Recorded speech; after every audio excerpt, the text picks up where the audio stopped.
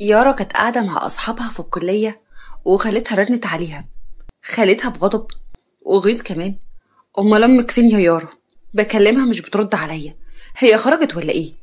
يارا بابتسامة: تلاقيها في الشقة نايمة ولا أي حاجة يا خالته، ما انتي عارفة يا ماما أصلا ما بتخرجش ولا تروح في أي حتة.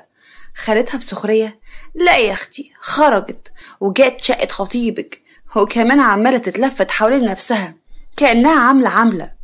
أنا كنت بحسبها جايالي، أتاريها طالعة لخطيبك العازب اللي قاعد لوحده.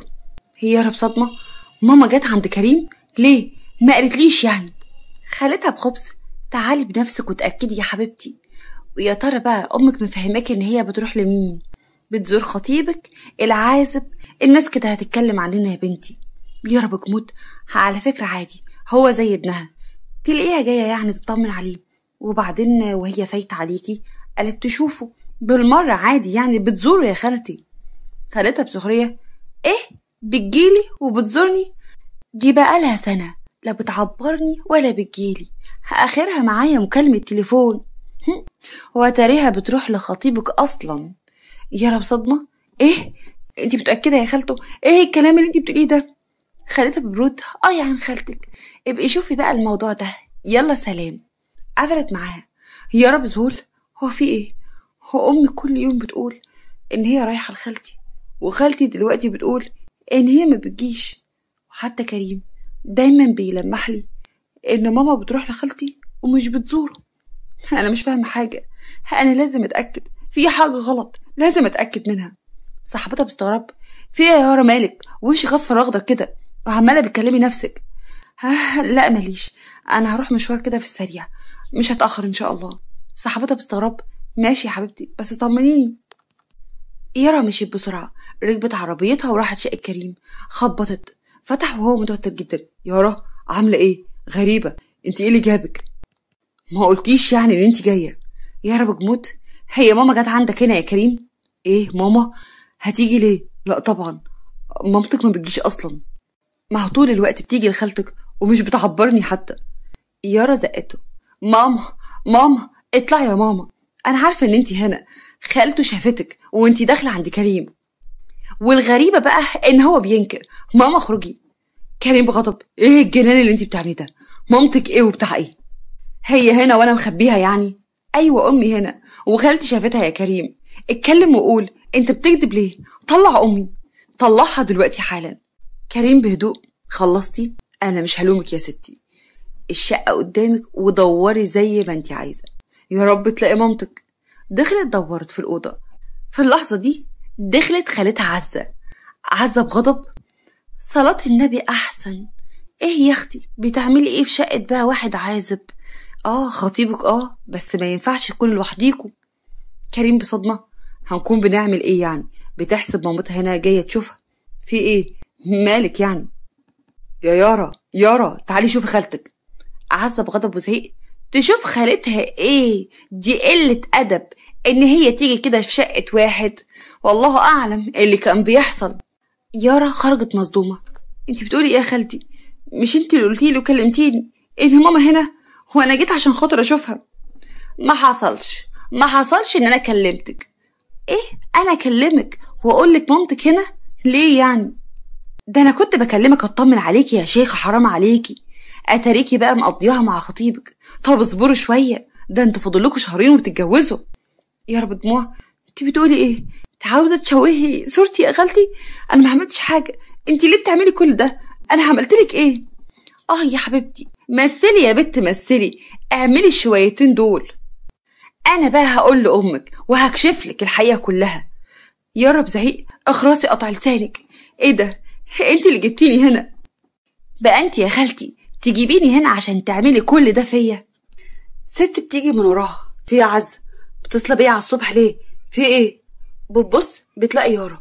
بتعملي ايه هنا يا يارا؟ ايه اللي جابك هنا؟ يارا جريت على حضن امها: الحقيني يا ماما، خالتي عاوزة تشوه سمعتي، كلمتني وقالت لي ان انتي جيتي لخطيبي وعشان كده انا جيت. البواب جه. البواب لكريم: جرى ايه يا استاذ كريم؟ عيب عليك كل يوم تجيب ستات وتعمل المشاكل دي في العمارة، ده ما يصحش ابدا اللي انت بتعمله ده. كريم بيبلع ريقه بتوتر: طب بتخرف بتقول ايه يا راجل انت؟ الستات ايه اللي بجيبهم؟ البواب برود. الستات اللي طالعه نازله عندك وبيجيبوا لك هدايا كتير قوي كل يوم والتاني، عامل لنا وش ليه؟ يا رب صدمه. ستات وهدايا؟ الكلام ده صح يا كريم؟ كريم بغيظ. لا طبعا، ده اكيد بيحاول يوقع ما بينا. كلهم يا حبيبتي عاوزين يوقعوا ما بينا، واولهم خالتك. نجوى بجمود. خلاص بقى كفايه، يلا يارا البيت وبعد كده نشوف الموضوع ده. بصت لاختها بألم. تشكري يا عزة على اللي عملتيه مع بنتي وخطيبها. يا رب دموع. استني يا ماما، انا عاوزه اعرف الحقيقه. كريم، ايه الستات اللي بتيجي هنا؟ كريم بجمود. اخص عليك يا يارا، بقى انتي بتشك فيا بعد كل اللي عملته معاكي؟ انا ما كنتش متوقع منك كده ابدا. يارا بصت بشك. مامتها زعقت يلا يلا على البيت، كفايه بقى فضايح لحد كده. خدت يارا ومشوا. بعد شويه في البيت يارا بدموع. صدقيني يا ماما، خالته هي اللي عملت كل ده، هي اللي كلمتني. نجوى زعقت. وايه اللي وداكي هناك؟ انا هروح لخطيبك انيل ايه؟ وبعدين ايه حكايه بقى الستات اللي رايحه جايه على خطيبك دي؟ اكيد يا ماما خالته هي اللي عملت كل ده، وهي اللي سلطت البواب. انا واثقه في كريم كويس، مستحيل يعمل حاجه زي كده. نجوى بغيظ. واثقه ازاي؟ الواد ده من ساعه ما خطبك وانا مش مرتاحه له ابدا. وصدقيني يا بنتي الواد ده طمعان في فلوسك. احنا عندنا فلوس كتير وهو عارف كده كويس. يا ماما بقى كل شويه نفس الاسطوانه. انا بجد زهقت. انا مش هبعد عن كريم، واختك لو سمحتي ما تحضرش الفرح بتاعي. انا مش عاوزاها يا ستي، دي ست اعوذ بالله. ايه اللي بتعمله ده؟ ايه الغل والحقد؟ وكمان بتكذب يا ماما، صدقيني مش كويسه. سيبك من اختي دلوقتي، انا هعرف اتعامل معاه كويس. يا بنتي فوقي، لا تضيعي نفسك. الواد ده همه كل فلوسك. صدقيني مش عاوز غير فلوسك وبس. انا سمعت كلام وحش عنه، ولو لقى اي حد اغنى منك هيجري عليه. صدقيني حتى لو اكبر منه كمان. لا طبعا يا ماما، انا واثقه فيه. عن اذنك، انا هروح دلوقتي اصلح الهباب اللي خالته عملته معايا. نجوى ساعتها ضربت كف على كف. مفيش فايده. بالليل كريم ببرود وهو بيتكلم يارا في التليفون. بصراحه كده خالتك دي ما بتنزليش من زور، وانا متاكد ان هي متغاظه مننا، عشان يعني ما روحتش وخطبت بنتها مع اننا جيران وخطبتك انتي. يا رب تفكير. عندك حق يا كريم، انا خالتي وبنت خالتي هقطع معاهم تماما. بقولك يا كريم، ايه رأيك دلوقتي ننزل نتعشى مع بعض؟ وايه المقابل يعني بعد البهدله اللي انتي بهدلتها لي؟ معقوله الكلام اللي حصل ده النهارده؟ انا لحد دلوقتي مش مصدق نفسي ابدا. بقولك ايه، هجيلك ساعه واحده تكون جهزت نفسك، نتعشى في مكان حلو قوي هيعجبك. كريم بطمع. لا ما انا ما بتصالحش كده، لازم تصالحيني بهديه حلوه. هجيب لك ساعه انما ايه، ما حصلتش، مفيش حد في مصر لابسها. اذا كان كده ماشي، هلبس واجي حالا. يا رب تسمت. ماشي يا حبيبي، وانا هلبس بسرعه. عند نجوى عزة بهدوء. هنعمل ايه يا نجوى؟ بنتك دي مستحيل ابدا تكون بني ادم طبيعيه، ده متمسكه بيه قوي، ماسكه بايديها واسنانها فيه وكانها اخر راجل ممكن تعرفه. نجوى بغيره معرفش، انا بس عاوزاها تسيبه باي طريقه. لازم نعمل اي حاجه، خطتنا لازم تنجح حتى لو حصل ايه ده؟ انت يا بنتي خلاص بقى، ما تشيلي الموضوع ده من دماغك.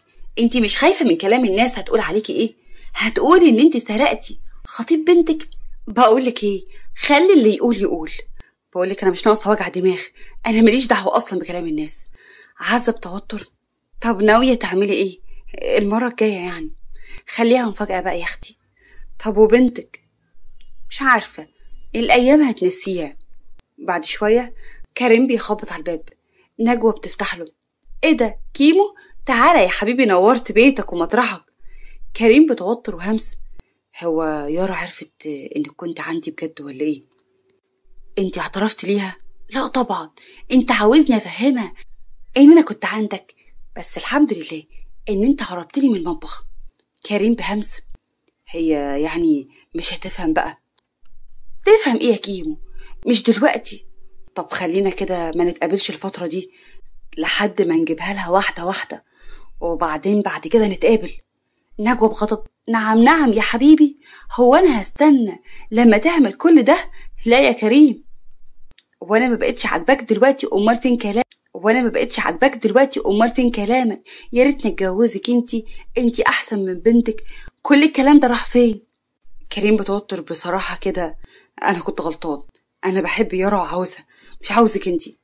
ماشي يا خطيب بنتي، اسمع بقى، اسمع الكلام اللي جاي عشان هتندم قوي، مش انا اللي يتلعب بيا.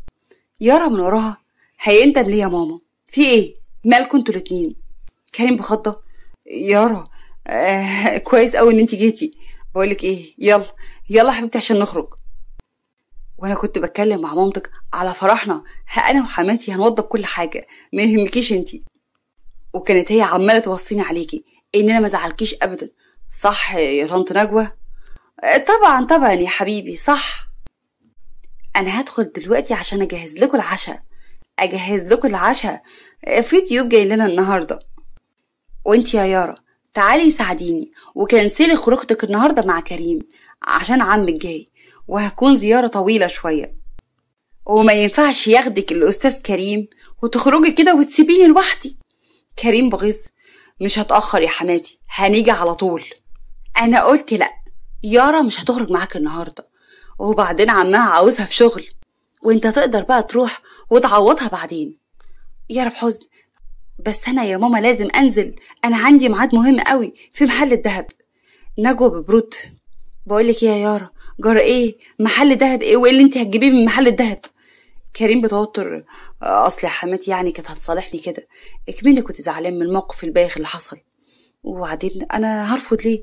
انا رفضت فعلا في الاول، بس قلت عادي اهو لينا وللمستقبل. تمام، يلا يا يارا، وانت يا كيمو ابقى زورنا بعدين يا حبيبي، يارا دلوقتي مشغولة. كريم بغيظ: ماشي يا حماتي، بعد اذنك. مشي هو على اخره، وهي ابتسمت. يارا بغضب: ايه يا ماما اللي انت عملتيه ده؟ عمي يفضل بقى مستني.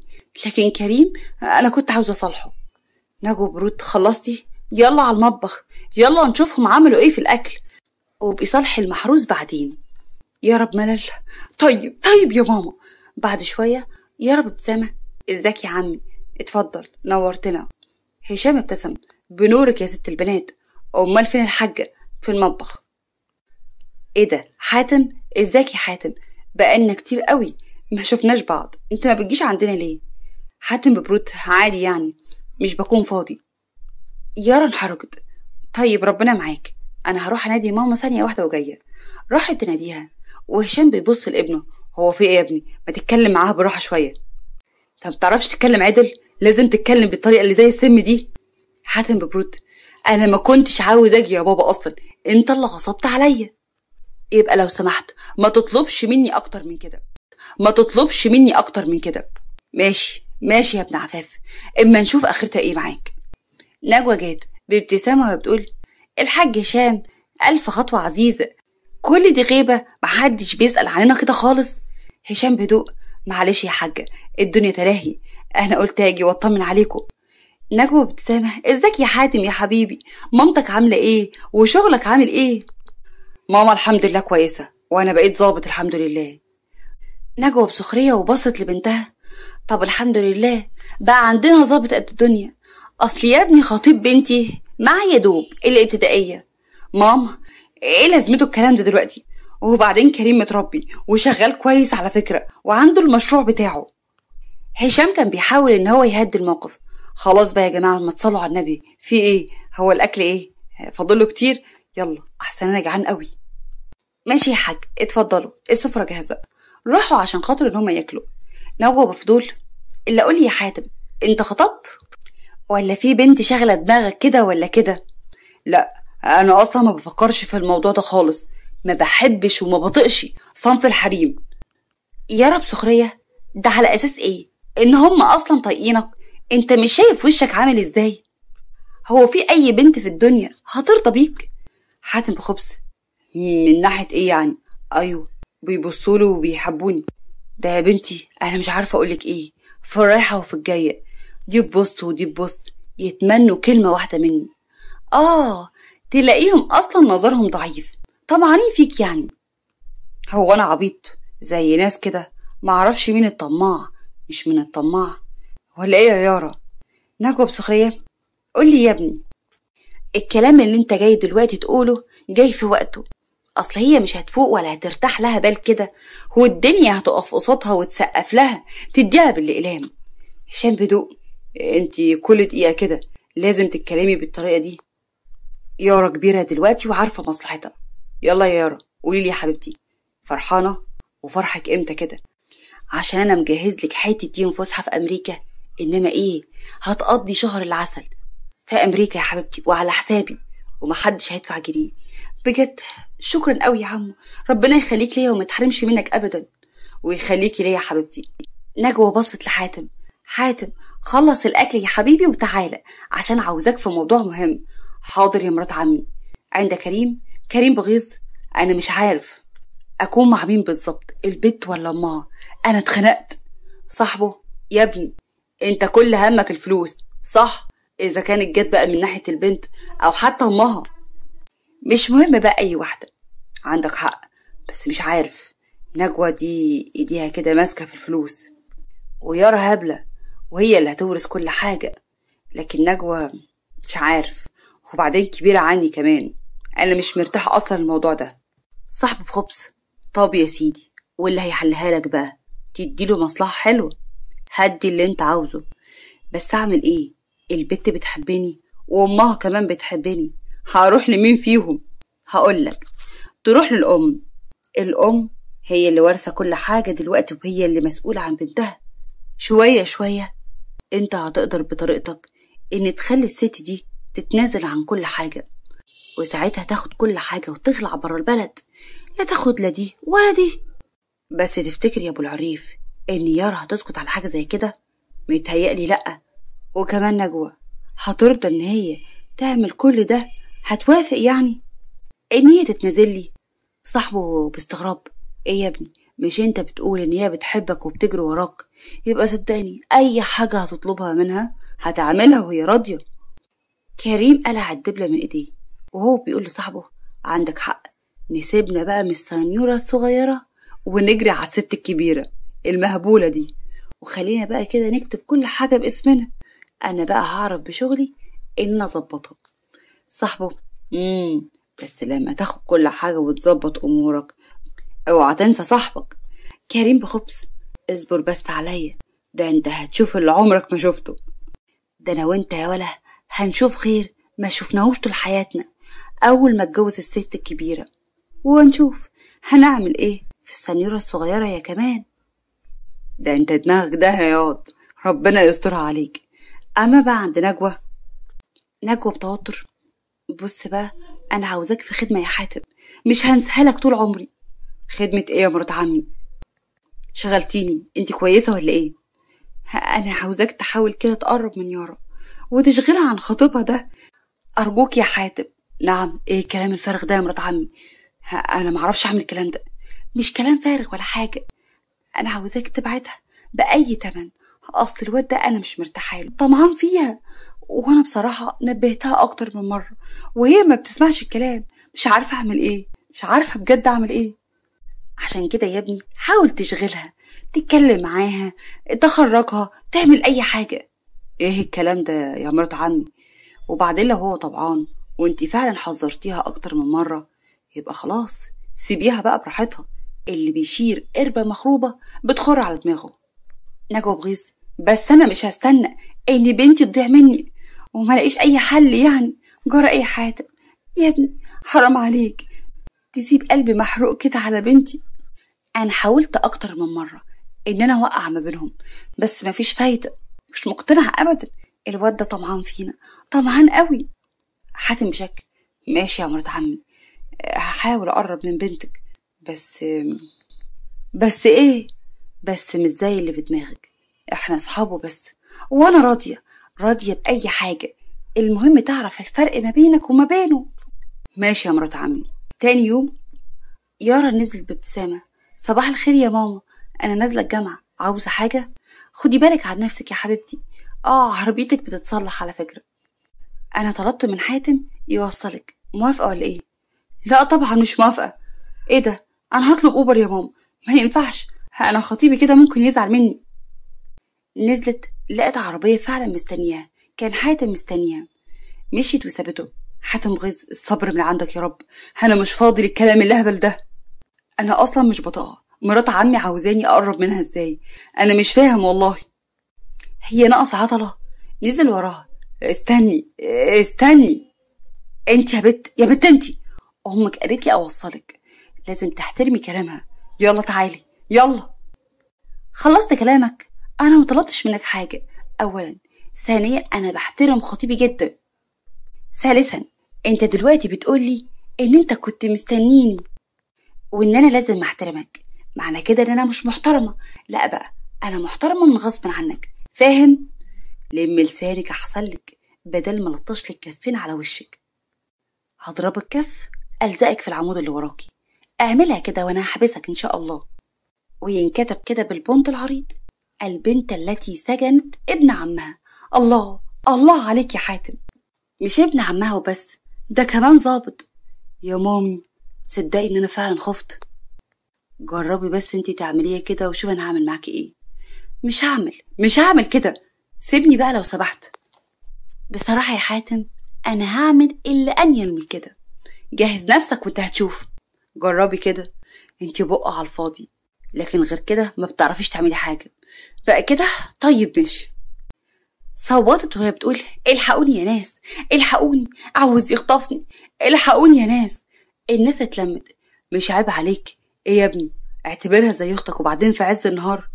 حاتم بصدمة: عيب على ايه؟ ده بنت عمي. بقولك ايه، ما تهزريش يا يارا، اتكلمي وقولي انا اقرب لك ايه.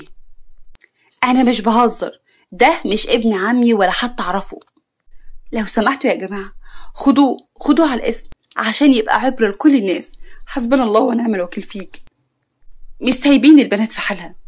راجل كبير يا بنتي، هو شكله كده ابن الناس اكيد، يعني ما يقصدش، وهو بيعتذر لك اهو، خلاص بقى عديها. يا رب غيظ، هو انت تبع ولا ايه يا حاج؟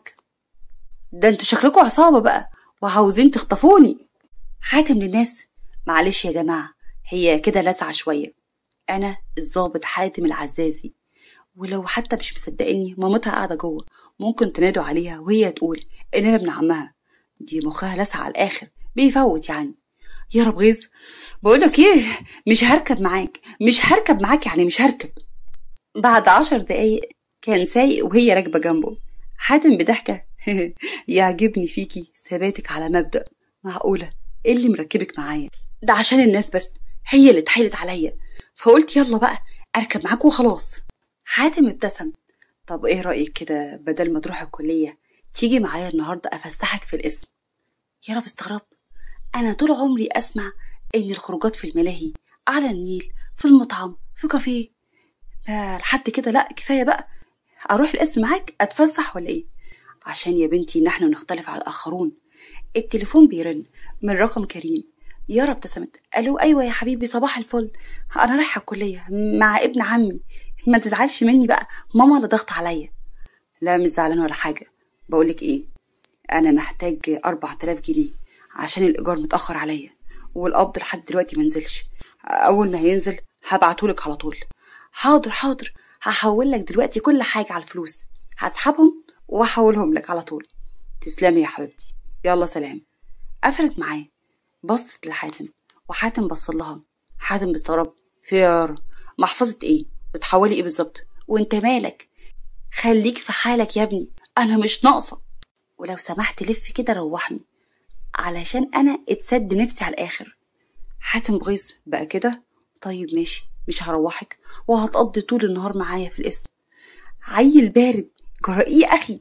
بعد شوية نجوى بدلع: بس انت كنت اخر مرة كنت يعني شايف نفسك قوي عليا وبتقول خلاص ان انت بتحب بنتي وهكمل معاها.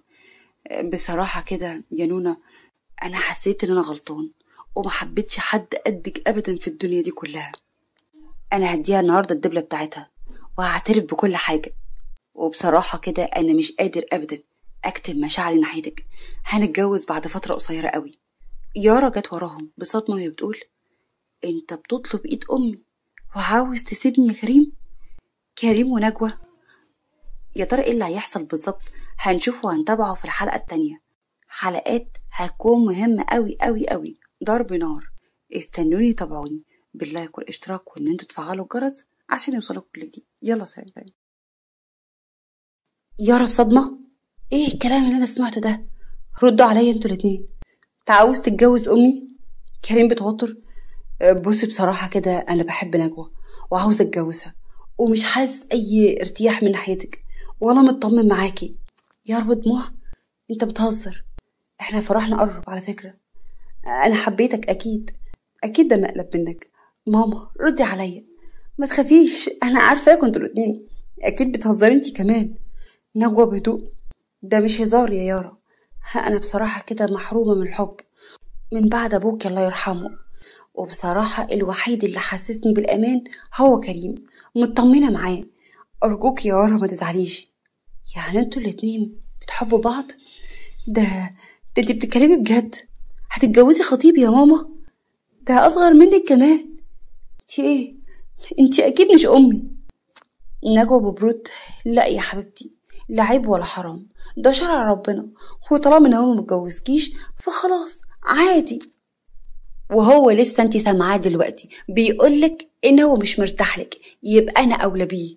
ما انتي مسيرك تتجوزي وتسيبيني وهو هيسيبك، يبقى ايه لازمته الكلام ده؟ بقولك ايه، خلاص يا يارا، انا كنت هقولك من زمان بس انت مستمرة وخلاص. جوازكوا قرب، ويا بنتي طالما ان هو يتجوزك مش هينفع يتجوزني خالص، هبقى امه. تبقى امه؟ يعني انت عارفة انت قد امه فعلا. ليه بتعملي كده؟ انت عاوزة تشوفي حياتك مع خطيبي انا؟ انت عندك حق في اللي انت بتعملي ده، انا فعلا هسيبك للدنيا. انا من النهارده امي ماتت، وانت يا كريم اتفوه، مش عاوز اشوف وشك. حاتم مسك ايد يارا. استني يارا، انت مش هتمشي، انت اصلا مش فاهمه حاجه. انا مش عاوزه افهم حاجه، سيبني امشي من هنا. انا عاوزه افهمك كل حاجه. مش عاوزه افهم اي حاجه، سيبني امشي يا حاتم. ولو سمحت ابقى بلغ ابوك ان ارمله اخوك سرقت خطيب بنتها، سابتهم ومشيت. نجوى بخوف، حاتم يا ابني، روح وراها يا ابني، لا تعمل في نفسها حاجة. حاتم بيبص لكريم بكل قرف. ماشي يا مرات عمي. حاتم قرب ساعتها من كريم وهو بيقول له، وانت بقى حسابك معايا بعدين، وحياة امي لربيك على اللي انت بتعمله. كريم بخوف وهو بيبص بكل برود. انا ما عملتش حاجة غلط، مش اول واحد يعني ولا اخر واحد يعمل كده. جرى ايه؟ انت مالك انت اصلا يا حاتم؟ خلاص انا هسيبك دلوقتي، بس زي ما قلت لك حسابك معايا بعدين يا كريم. حاتم جري ورا يارا. كريم بخبث، معلش يا حبيبتي، هي بس زعلانه، لازم تزعل برضو، ده طبيعي. شويه شويه اكيد هتفهم، وهيجي اليوم وهتبارك لينا بنفسها. نجوى بدموع كسرة، بنتي اتكسرت بسببي وبسببك انت كمان. ده اعتبرتني ماتت خلاص، انت اللي عملت كده. كريم بغيظ، يعني ايه؟ ده جزاتي عشان بحبك يا نجوى. اسمعي بقى، انا ابقى اجيب المأذون ونكتب الكتاب، وبنتك صدقيني مصيرها تعقل وتعرف ان دي الحقيقة، وخلاص هتاخد على كده. خرج بكل برود، ومامتها قعدت بكل كسرة وقعدت تعيط. كانت بتجري بكل سرعة في الطريق ودموعها نازلة. بتيجي عربية بسرعة فائقة وبتقف قدامها، هي صرخت في آخر لحظة. الشاب نزل بكل برود. ايه ده؟ ما تتزفتي كده وتوسعي الطريق، ايه حركات البلدي بتاعتكوا دي؟ يارا بغضب، حركات بلدي؟ انت كنت هتموتني على فكرة، منك لله بعيد. انت فاكر ايه؟ انت اشتريت الطريق ده لحسابك؟ ارغي كتير. انت عاوزة حاجة يعني؟ ما خلاص جت سليمة يا ستي. ايه اللي انت بتقوله ده؟ انت مش عاجبك كمان؟ ده انت قليل الذوق، بدل ما تيجي وتعتذر بتعمل فيها كده ليه؟ انا اللي غلطانة ولا انت الغلطان؟ ايمان بنظرة خبيثة. مستعدة اعتذر يا ستي، بس تركبي معايا. انت بس مش قليل الذوق، انت قليل الادب كمان. اتفوه. ايمان كان واقف مذهول وبيبص ليها بكل غضب. انت ما تعرفيش انا مين ولا ايه؟ وحياة امي ما هسيبك ابدا ولا هرحمك. كلم الرجاله بتوعه وقال لهم على المواصفات، البت دي لازم تكون عندي النهارده. اما بقى عند يارا، حاتم جالها بخوف كنت فين؟ بقالي ساعة بدور عليكي. وانتي ولا هنا يا شيخة؟ يا رب جمود، عاوز مني ايه يا حاتم؟ ما تسيبني، روح لحالك بقى، انا مش عاوز اتكلم مع اي حد. وقول له ماما يا سيدي ان انا هريحها خالص، مش هتشوف وشي تاني. حاتم امك ما عملتش حاجة غلط، امك بتحاول ان هي ان هي ايه يا حاتم؟ خطفت خطيبي وهتتجوزه. صدقيني بتحاول تبين لك خطيبك على الحقيقة بتاعته اللي انتي اصلا مش مصدقاها. كل ده لعبة كبيرة، لعبة كبيرة منها يا يارا، لازم تعرفي كده. وفاكرني بقى هصدق الكلام اللي انت بتقوله ده؟ كل ده عشان ارجع البيت؟ تبقى غلطان، انا مش راجعة، انا امي بالنسبة لي ماتت خلاص يا حاتم. اسمعيني بس، اسمعيني يا يارا، امك حاولت اكتر من مرة ان هي تبعدك عنه، وكانت خايفة عليكي. هو راجل بيحاول ان هو ياخد من كل ست فلوس، وعايش على حسابهم على فكرة، وبيعرف بدل البنت 10. وامك عرفت كل ده، وهي اتكلمت معايا وشرحت لي ده قبل كده. صدقيني انت ظالمة امك، حرام عليكي يا يارا. تمام، في حاجة تاني حابب تضيف اي حاجة؟ انا رايحة عند سام صاحبتي، هقعد هناك لما تتجوز ماما، ويا ريت لما تعملوا الفرح ابقوا اعزموني عشان اجي ابارك. سابته ومشيت، وهو كان واقف ومش عارف يعمل ايه. من الاحسن دلوقتي ان انا اسيبها ارتاح، خليها تروح لصاحبتها، لانها مش سهل ابدا ان هي تصدق اي كلمة انا بقولها لها دلوقتي. بعد شوية بتفتح عينيها بتلاقي نفسها مربوطة في عمود. يا رب خطة، هاي دماغي، هو اللي بيحصل؟ انا فين؟ صوت من قدامها، في ملكوتي يا حلوة، ازيك؟ هو انت اللي جابني هنا؟ انت عاوز مني ايه بالظبط؟ ايمان بخبز قرب منها. عاوز ايه يعني من واحدة زي القمر زيك؟ انت عارفة ايه؟ لا دماغك ما تروحش لبعيد. انت عارفة انا مين واقدر اعمل فيكي ايه؟ الكف اللي انت اديتهولي وضربتيني على خدي بيه، والتهزيق اللي انا سمعته، هخليكي بس تتمني الموت بدل المرة 1000 في اليوم الواحد. يا رب غضب، انت فاكر ايه ان انا هسيبك يعني؟ ده انا هوديك في 60 داهية. فكيني كده وانا هربيك. مسكها من شعرها. قلتلك قبل كده انت ما تعرفيش بتكلمي مين، ده انت لسانك طلع اطول من ايدك، وانت كده هتزعليني منك قوي. احمدي ربنا ان انا لحد دلوقتي ما خلصتش عليكي. يا رب دموع، بقولك سيبني، ابعد، انا هسجنك وهنشوف مين اللي هيكسب في الاخر. انا مش هسيبك. بجد انا بقى بالنسبة لي سايبة، عند امام العشماوي سايبة يا بنتي، انت ما تعرفنيش ولا ايه؟ يا رب دموع، عاوز مني ايه؟ انا اسفة، بس بصراحة يعني لو مديت ايدك تاني هضربك برضو يعني مفيش فايدة فيكي. انا ضربتك من غصب عني، لاني مش متعودة ان حد يكلمني كده غصب عنك، ومفكراني بقى ان انا هصدق كل الكلام اللي انت بتقوليه ده؟ انا هدفعك التمن غالي قوي. مسكها من دراعها وهي مستغربة. انت عاوز مني ايه؟ انت موديني فين؟ انت ساحب جاموسة معاك؟ دخلها القصر ورماها على الارض، وطلع كيس بودرة. يا رب صدمة، ايه ده؟ ايه اللي انت بتدهوني ده؟ ده دقيق، انت عاوز اعمل لك كيك يعني صح ولا ايه بالظبط؟ دقيق؟ لا يا حلوة مش دقيق، خدي شمة. ايه شمة؟ سيبيني انا بقى في حالي كده وانتي في حالك. يا نهار مش فايت، هو انت مدمن كمان؟ ايمان ما كانش بيرد. يا رب خوف على نفسها. يا رب الحقني، اعمل ايه دلوقتي؟ ده ما طلعش مجرم بس، ده مدمن، يعني هيخلص عليا من غير ما يحس اصلا هو بيعمل ايه. ايمان ببرد. اسمعي يا غندورة يا بنت البهوات ويا بنت عم الظابط، انتي هتشتغلي هنا خدامة. نعم؟ ده انت بتحلم. هي مين دي اللي خدامة؟ ومين عرفك بقى ان انا بنت بهوات وحاتم يبقى ظابط؟ اسمعي اللي انا قلتلك عليه، انتي هكوني هنا خدامة، ولو حاولتي تهربي في كلاب شرسة برا هتخلص عليكي اول ما تخرجي يا حلوة. يارا بصيت له بقرف. امام قام وقف.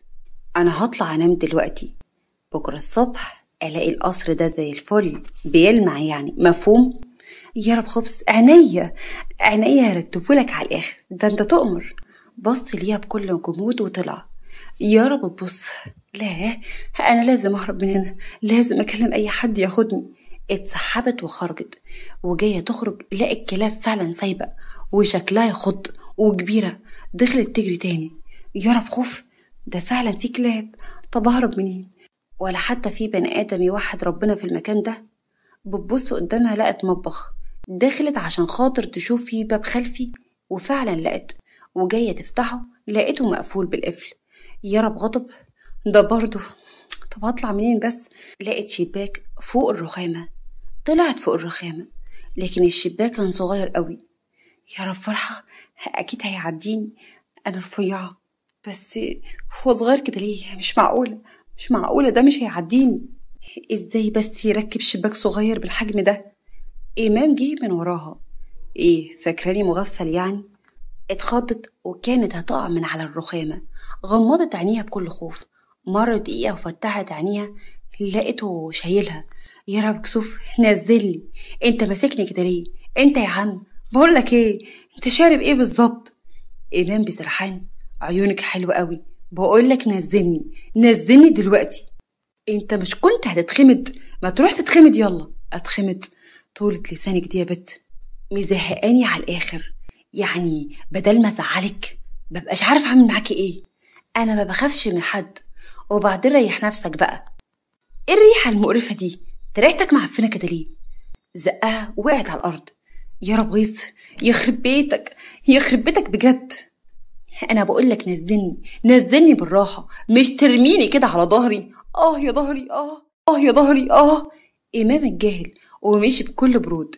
يا رب غضب، عديم الذوق، يا ترى يعني ابلغ عنه ازاي ده؟ يا ربي اوصل للظابط ازاي؟ اوصل لاي حد؟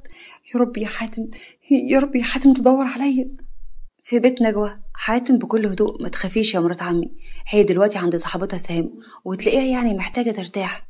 نجوى بدموع، بس انا قلبي واكلني عليها قوي يا حاتم، كله من اللي اسمه كريم ده، هربيه مش هسيبه. حاتم بملل، انا شايف بصراحة كده ان احنا نسيبها ترتاح، نفسيتها تعبانة قوي، لازم تكون كويسة، وبعدين ترجعي وتكلميها، هي دلوقتي على اخرها منك.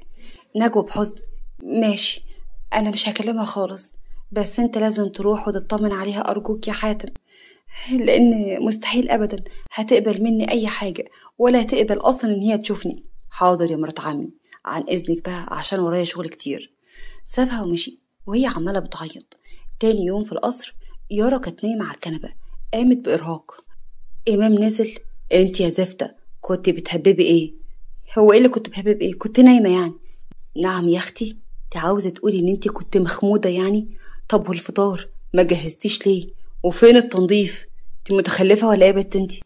لا انا ما اسمحلكش، انت تتكلم معايا كويس، انا مش عبدة هنا، انا اعمل اللي انا عاوزاه وانام في وقت اللي انا عاوزاه كمان.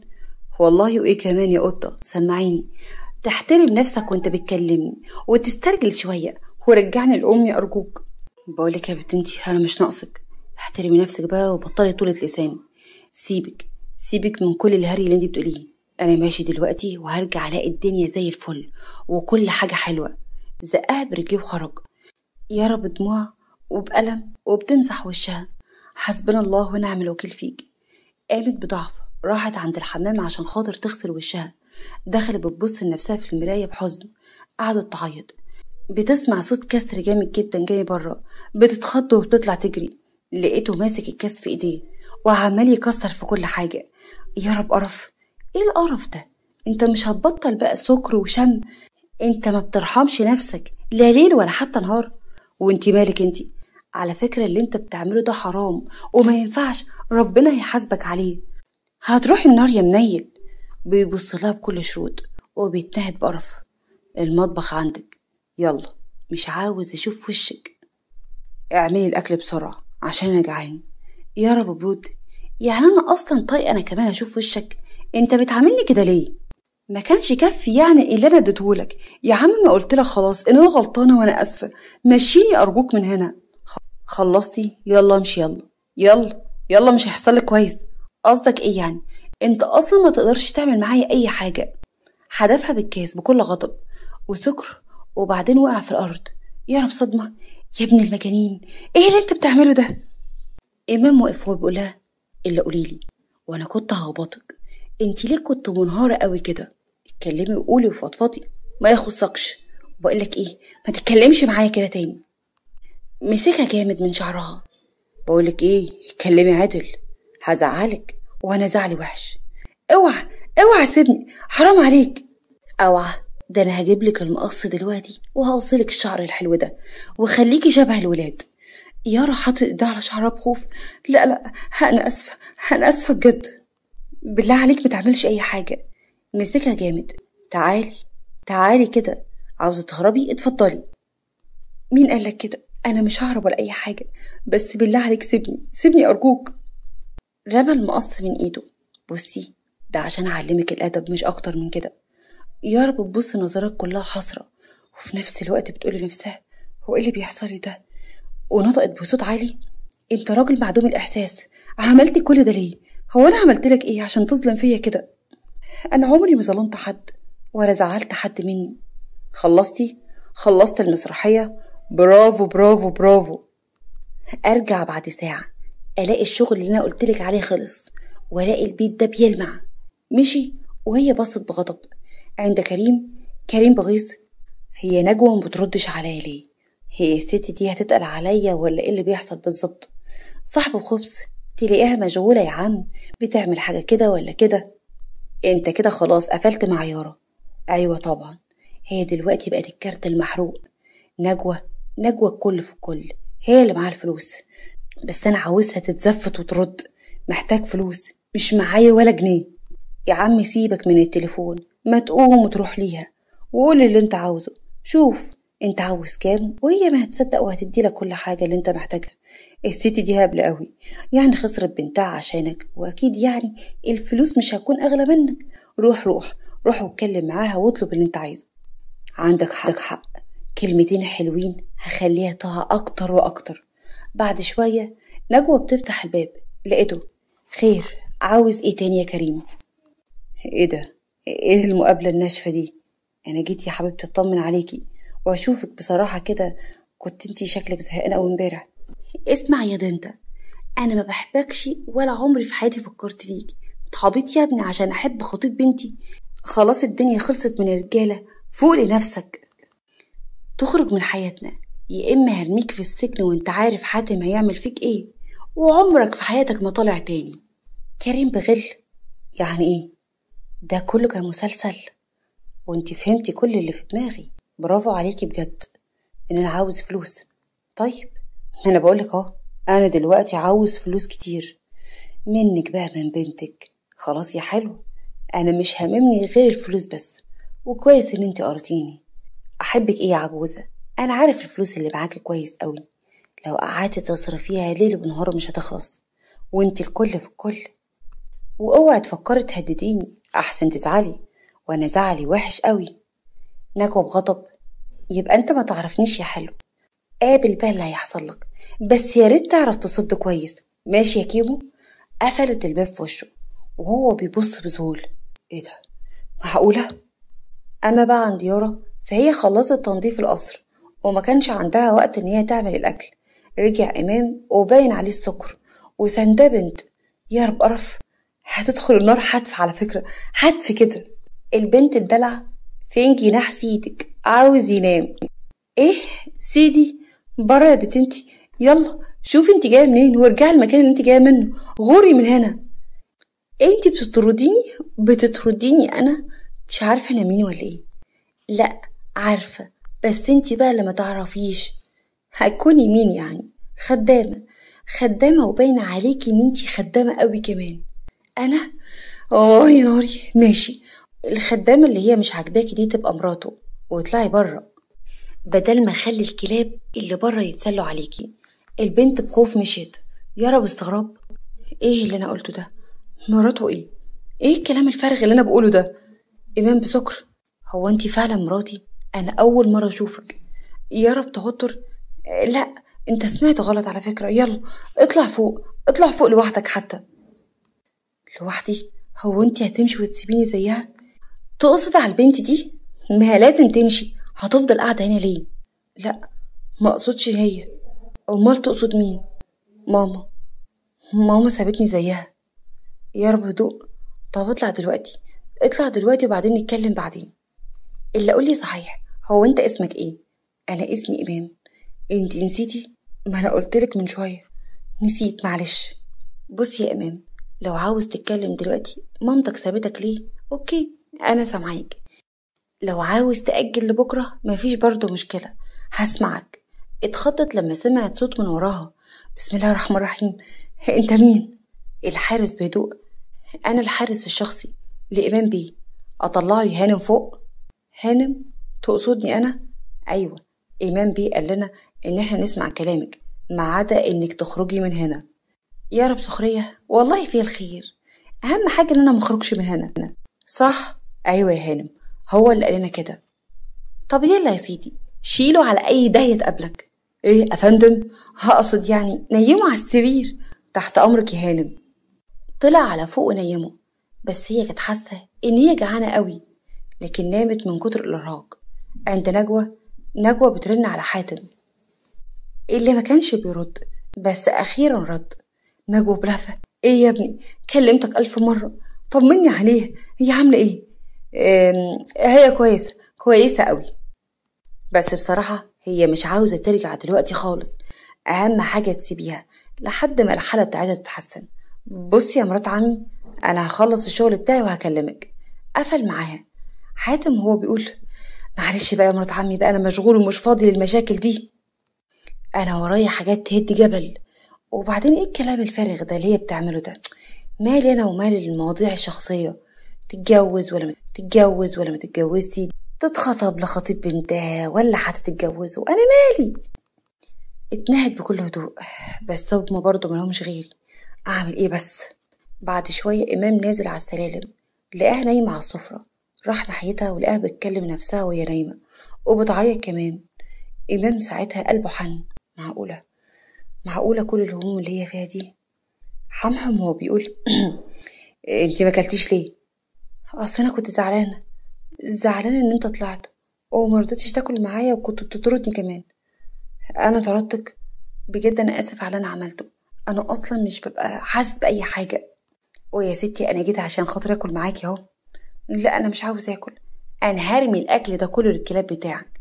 خلاص بقى ما تزعليش، بقولك يا ستي انا اسف. لا زعلانه وقوي كمان. طب اعمل لك ايه عشان خاطر ما تزعليش مني؟ انا عاوزه جاتوه، انا بحب الجاتوه قوي. حاضر، هجيب لك اللي انت عاوزاه. قام وهي استغربت جدا، هو راح فين ده؟ مش هياكل يعني؟ بس انا جعانه بصراحه بقى. مناكرش ماليش دعوه اصلا بالزعل ده. بدات ان هي تاكل. بعد شويه اول ما خلصت الاكل لقيت اللي داخل وماسك 3 علب، كل حارس ماسك علبه قد كده. يا رب استغرب، ايه ده؟ هو انت خلصت على حد وعبيته في العلب دي ولا ايه؟ يلا لو سمحتوا حطوا العلب دي على السفرة. حطوها على السفرة وخدوا بعضهم ومشوا. إمام بجمود: يعني ايه؟ مش عاوزة تعرفي ايه اللي جوه؟ لا يا سيدي، دي اكيد اسلحة او مخدرات او حد متغلف يعني موته. ايه الاحجام دي كلها؟ طب ما تروحي شوفي بنفسك. راحت وفتحت اول علبة. ايه ده؟ ده جاتوه؟ معقولة في الاحجام دي؟ ده كبيرة قوي، اكبر جاتوه في العالم، انا جبتهولك مخصوص. معقولة كل ده علشاني؟ ايوه علشانك. عند نجوى كانت قاعدة، سمعت تكسير جامد، بتبص اتخضت، لقت كريم ماسك سلاح واقف قدامها. ايه ده؟ انت بتعمل ايه وعاوز ايه ودخلت هنا ازاي؟ جاي اخد روحك. بصي انا مش هخرج من الليلة دي خسران لوحدي، انا هخلص عليكي، وانت عارفة هلبسها في مين؟ في بنتك. انت بتقول ايه؟ ايه اللي انت بتقوله ده؟ هصوت والم عليك الدنيا. صوتي، محدش هيسمعك يا حلوة. يلا اتشهدي على روحك. ورفع المسدس على دماغ حماته.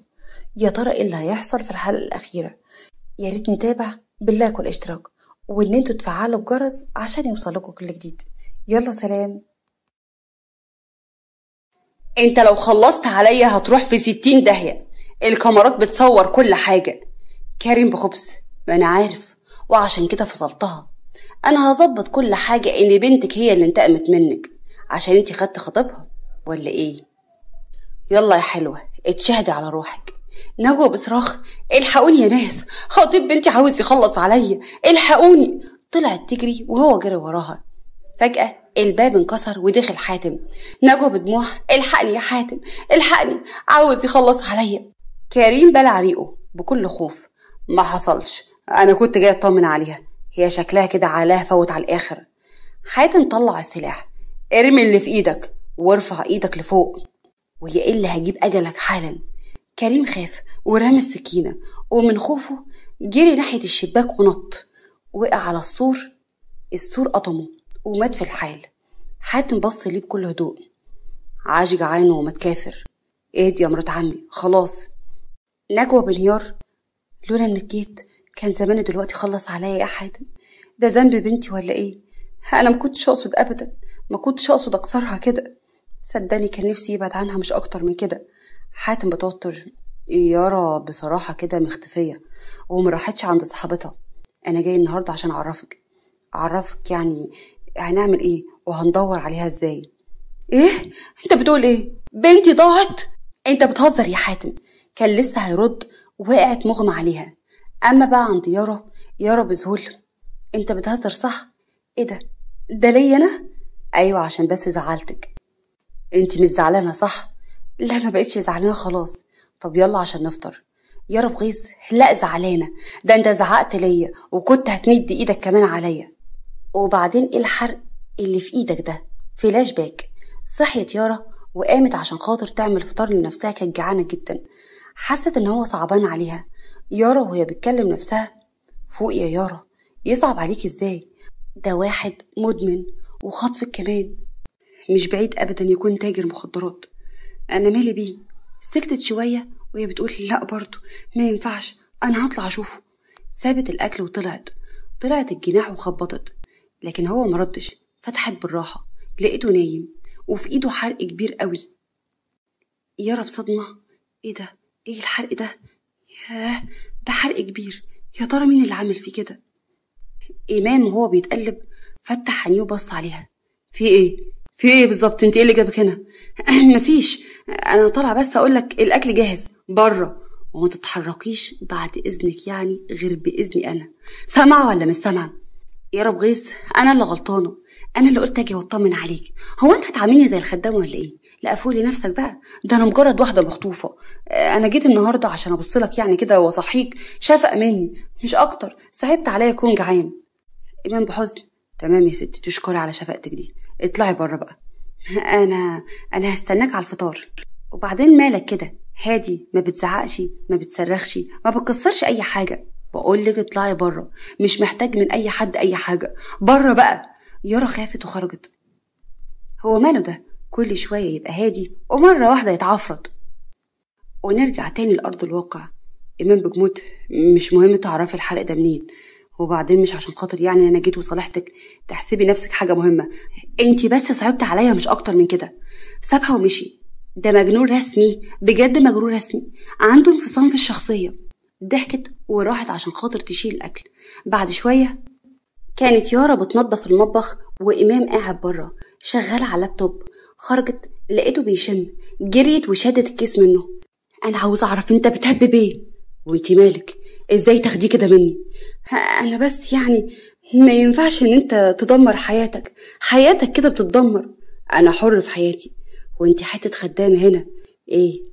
كمني عملت كويس هتتعاملي كده كأنك يعني واحدة من البيت ولا ايه؟ انا بعد شوية هرميكي لما اكسرك. وليه بعد شوية؟ ما دلوقتي احسن لك. إمام بيبص بغضب وقام عشان خاطر يمشي.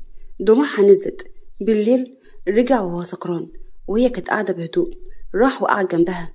إمام بسكر: أمي هي السبب في كل ده، كل اللي حصل لي هي السبب فيه. يارا بصت له بانتباه: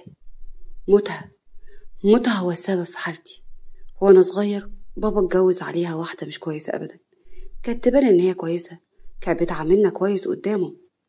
أمي كانت طيبة زيادة عن اللزوم، كنا عايشين مع بعض، بس للأسف أول ما أبويا كان يمشي كانت بتورينا الويل، ولما أمي كانت بتفتح بقها كانت بتتهمها بأبشع الاتهامات. أمي ما كانش ليها أي حد، وأبويا كان بيستغل ده وكان بيستقوى عليها هو كمان. وفي يوم أمي قفشت مرات أبويا مع راجل تاني، وقبل ما تطلع ولا تعمل أي حركة مسكوها وكتفوها قدام عيني وولعوا فيها. أنا كنت صغير، جريت عليها، ما حسيتش بنفسي غير وأنا في المستشفى وأبويا بيعيط. وعشان كده الحرق اللي في إيد ده من يوميها وأنا بحاول أنقذ أمي. مرات أبويا فهمت أبويا كمان إن أمي ولعت في نفسها وضاقت من العيشة، ولما جيت أتكلم ما صدقنيش. الصدمة كانت كبيرة قوي عليا، هربت واترميت في الشارع. ما كانش ليا أي حد.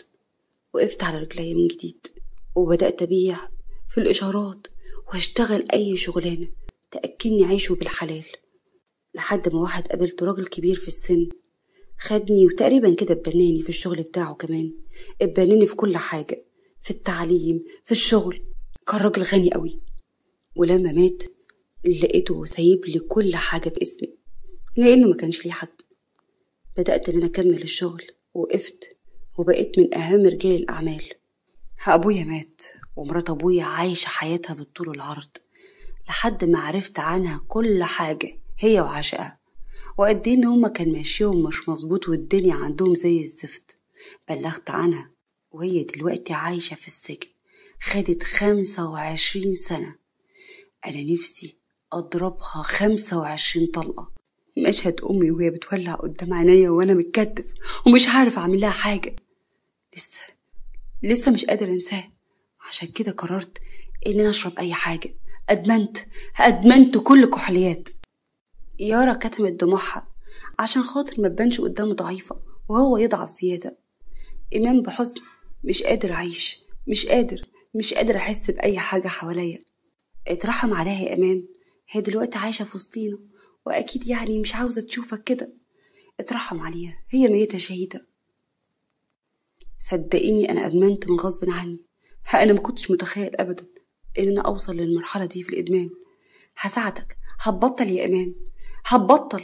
لا، روحي خلاص، أنا حررتك، مش عاوز أي حد معايا، مش همشي من هنا. وانت هتتعالج يعني هتتعالج، وانا قلت كلمتي، سامع ولا لأ؟ ولا اقولك هعيط لان عياطي بيضعفك وبصعب عليك. إمام قرب منها، هي اتخضت. ما تخافيش، مش هقرب منك ولا هعملك اي حاجة. يارا اتعدلت وبصت لي بشروط. انا عاوزة اعالجك، انت كده هتتعالج. هتتعبي يا يارا، انا مش عارف انا ممكن اعمل فيكي ايه وانا في الحالة دي، عشان كده بقولك امشي من هنا. يارا ساعتها بصت لي بخوف، وهو كمان كان خايف ان هي تمشي وتسيبه. يارا ردت بصدمة، مش همشي ومش هسيبك، هتتعالج يعني هتتعالج، هكون جنبك ومستحيل ابدا هسيبك غير لما تتعالج، ده واجب عليا. لما اشوف حد محتاج لي اقف جنبه. واول حاجة هات اللي في ايدك ده. مسكت الورقة ومسكت الكاس ورمتهم في الحوض. إمام بتنهيدة، اتعودت ان انا اخد كل الحاجات دي كل يوم كمان، لان الحاجات دي بتوديني لدنيا تانية خالص، كلها حاجات وقتية لكن بتدمر حياتنا. هتبطل مخدرات، هتبطل وهتتغير. إمام برفض، يعني انتي عاوزاني اتعالج من الادمان؟ انا ده مستحيل.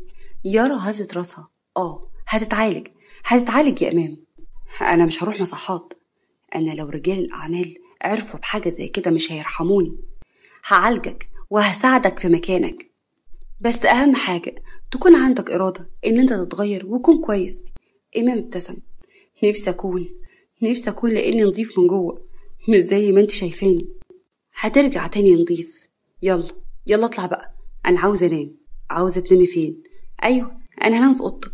الأوضة بتاعتك فيها تكييف وحاجة راحة. ايه يا ابني ده؟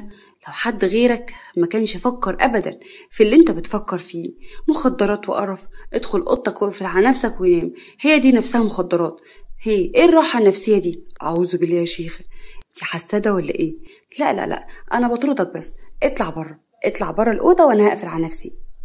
وبعدين القصر ما هو مليان قدامك، اي أوضة تعجبك نام فيها. طب ما تروح انتي، بقولك انا مرتاحة نفسيا هنا، لو سمحت اطلع بره. ماشي يا ستي، انا هسيبلك الأوضة. وطلع وسابها. بعد شوية عند حاتم كان بيتكلم مع الدكتور. يعني ايه يا دكتور؟ هي دلوقتي في غيبوبة سكر؟ انا اول مرة اعرف ان هي اصلا عندها سكر. ايوه عندها من زمان، ولسه كانت عندي امبارح وكنت بعالجها من الموضوع ده ومديها ادويه كتير قوي. بس بصراحه انت لازم تلاقي بنتها. ايه ده، وحضرتك عرفت كمان؟ ايوه، هو ده اللي معلي السكر، هو ده اللي مخليها مش مظبوطه ابدا. انا هقلب الدنيا عليها وهجيبها لها باي تمن. وهو بيقول لنفسه ما كانش لازم ابدا اسيبهم من البدايه، ملهمش غيري، هيروحوا لمين يعني؟ كنت بتضايق قوي لما تطلب مني حاجه وادي النتيجه. الدكتور قطع تفكيره. ان شاء الله هتلاقيها بنسبه كبيره، وانا عارف ومتاكد لانك هتهتم بالموضوع اكتر عشان الست اللي نايمه جوه دي واللي ما تقدرش ابدا تعيش من غيرها. اما بقى بالنسبه لجثه كريم فهو يعني مش لاقيين اي حد يستلم الجثه، هو للاسف ملوش اي حد. عارف خلاص، انا اللي هخلص كل حاجه. الدكتور بهدوء. تمام يا باشا. والهانم ان شاء الله هتفوق على بالليل، ابقى تعالى وبص عليها برضو. ماشي، شكرا جدا لتعبك معانا. مشي وهو بيبص لمرات عمه من الازاز بحزن، وكان حاسس بالذنب الكبير قوي، بالذنب ان هو كذب عليها ان هي موجوده عند صاحبتها وما دورش باهتمام. وهو بيقول بصوت عالي صدقيني هلاقيها يا مرات عمي، هلاقيها وهرجعها لك من تاني. في القصر كان إمام قاعد بياكل وعاوز يطلع البودرة وهي بتاكل بابتسامة. إمام ساعتها بلع ريقه بتوتر. يارا أنا هطلع الجنينة كده أعمل مكالمة. طب ما تعملها هنا، إيه يعني المشكلة؟ الشبكة كويسة جدا، اتفضل اتكلم. لا أصل ده شغل بصراحة وأنا مش عاوز أعملك إزعاج. أنا هروح يا ستي أتكلم وانتي كملي أكلك، كلي عشان أكلت. قام وخرج الجنينة وهي بصت ليه بشك. كان عمال يبص وراه ويتأكد إن هي ما جاتش. جات من وراه وشدت الكيس من إيده وطلعت تجري. إمام بجنون، هات الكيس يا يارا، هات الكيس. لا يا إمام، إحنا اتفقنا إن أنت هتبطل. إمام راح ليها بغضب وحنان في نفس الوقت عشان يستعطفها. بقولك يا يارا هات الكيس، هاتيه. هبطل المرة دي وهبطل. زقته ودخلت تجري، مسكها جامد جدا. هتتعالج يا إمام، سامع ولا مش سامع؟ إمام بص ليها وضربها بالقلم على وشها، شفايفها نزفت وبعدها وقع على الأرض وهو بيصرخ عاوز البودرة بسرعة. نزلت لمستواه. اهدى يا إمام، اهدى عشان خاطري. إمام ساعتها شدها من شعرها، هي فضلت تطبطب عليه. اهدى بكل حزن. تاني يوم إمام صحي على ضوء الشمس وهو بيفتح الستاير، بيبص بيلاقي الأوضة كلها عبارة عن حديد في حديد. إمام باستغراب، ايه ده، هي حبستني ولا ايه؟ في ايه يا يارا راحت. إيه عايز حاجة؟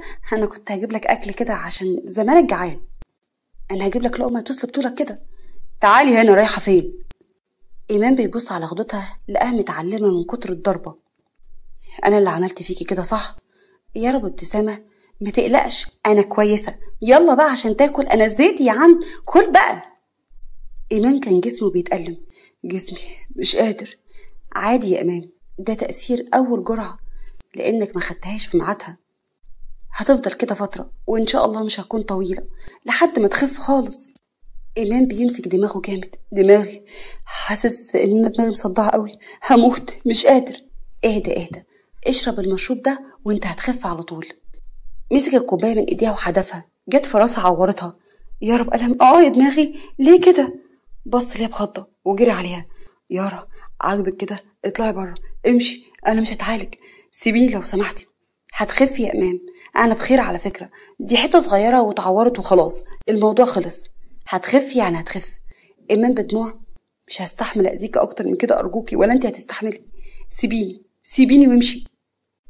يا سيدي انا وعدتك وهفضل جنبك. قعد يعيط بألم وبيصرخ زي العيال الصغير بالظبط. يارا كانت بتبص عليه وقلبها بيتقطع. مر أسبوعين على ده الحال. في يوم النوبة زادت عليه قوي. إمام بيكسر في كل حاجة في الأوضة. افتحي الباب يا يارا، افتحي يا إما هكسره فوق دماغك، افتحي بقولك. يارا دخلت بسرعة وأمرت الحارس إن هو يقفل وراها. مش هتخرج. إمام مسك المسدس.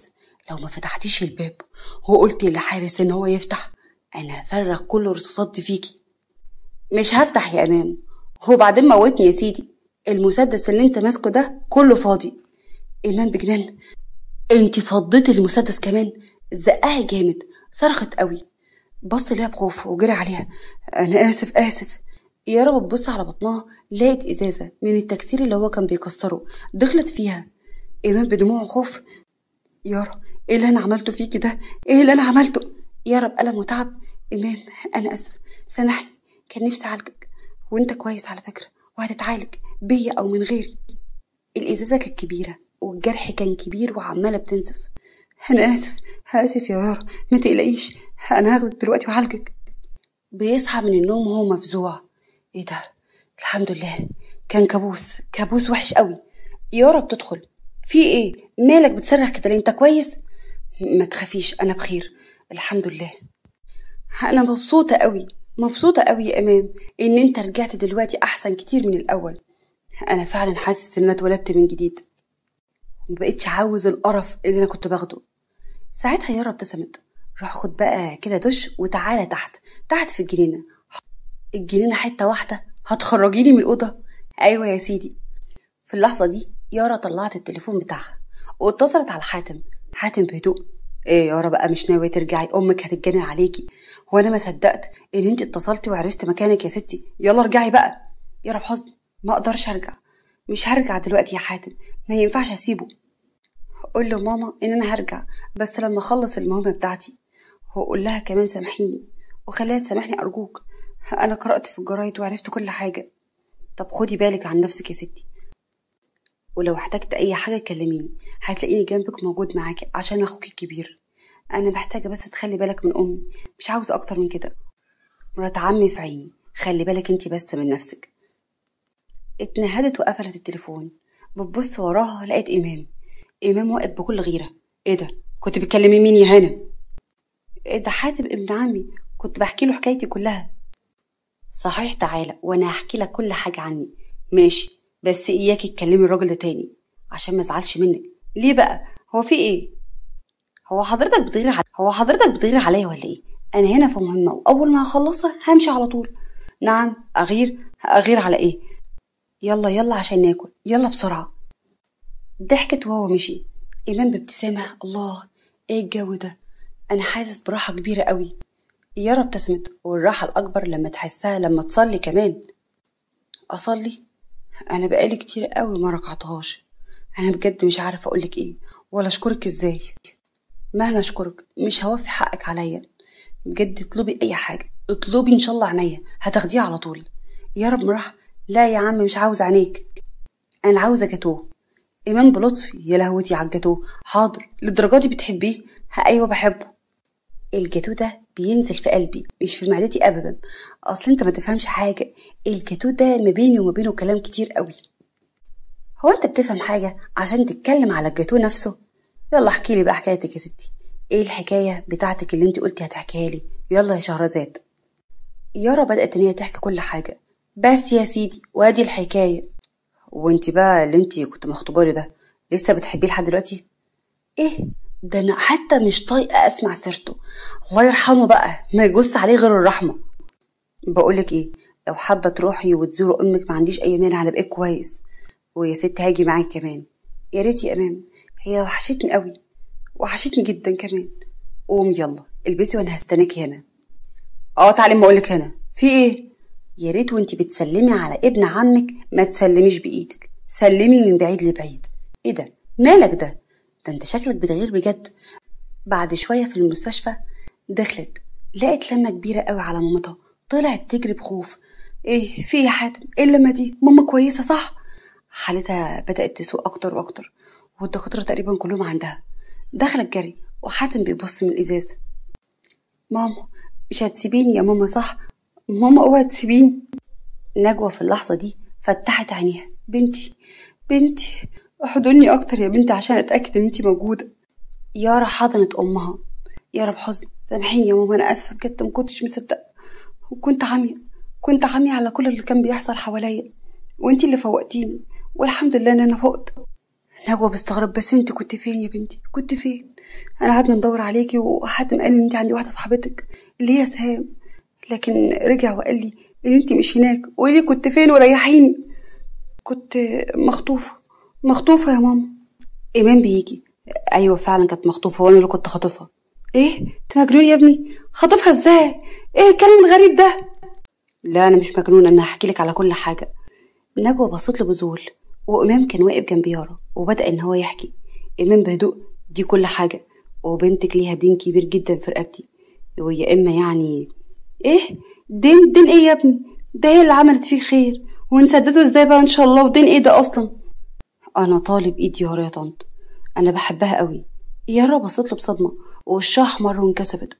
نجوى برود: لا انا ما عنديش بنات للجواز، يلا يا ابني امشي. يارا اتصدمت: ماما.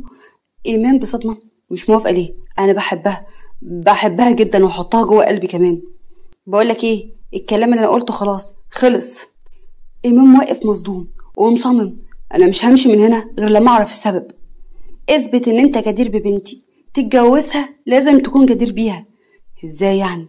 تتغير، تقرب من ربنا، نشوف التغير في حياتك يا ابني، وساعتها نفكر اذا كنت تستاهل ولا جوزها ابن عمها. ايمان بهدوء: تمام انا موافق اعمل كل حاجه، بس اعملي حسابك لو اتجوزت اي حد تاني انا هخطفها لك.